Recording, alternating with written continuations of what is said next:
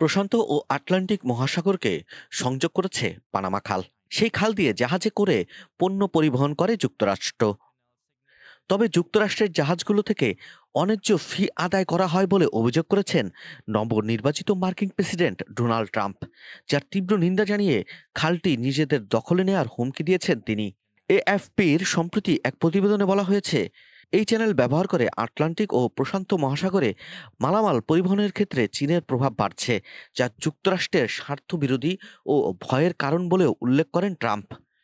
নিজের truth social প্ল্যাটফর্মে এক পোস্টে তিনি বলেন, আমাদের নৌবাহিনী ও বাণিজ্যিক জাহাজগুলোর প্রতি খুবই অন্যায্য আচরণ করা হচ্ছে।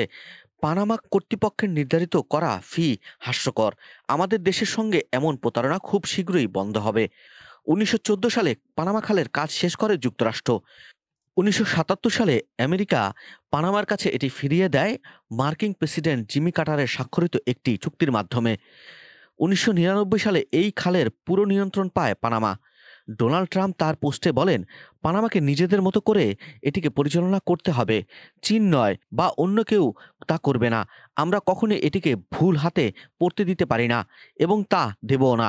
পোস্টে ট্রাম্প আরও বলেন, যদি পানামা নিরাপদ, দক্ষ ও বিশ্বস্ত পরিচালনা নিশ্চিত করতে না পারে, তবে আমরা দাবি জানাবো পানামা খালের নিয়ন্ত্রণ পুরোপুরিভাবে আমাদের হাতে তুলে দিতে, কোনো রকম প্রশ্ন ছাড়াই। তবে পানামা কর্তৃপক্ষ এই বিষয়ে তাৎক্ষণিক কোনো মন্তব্য করেনি। উল্লেখ্য, পানামা খাল দিয়ে বিশ্বের মোট নৌ বাণিজ্যের ৫% বেশি নৌ চলাচল করে। দক্ষিণ আমেরিকা মহাদেশ ঘুরে বিপজ্জনক ও দীর্ঘ নৌরুট এড়িয়ে এশিয়া ও যুক্তরাষ্ট্রের পূর্ব তীর অভিমুখে চলাচলকারী জাহাজগুলোর এই রুটটি ব্যবহার করে থাকে।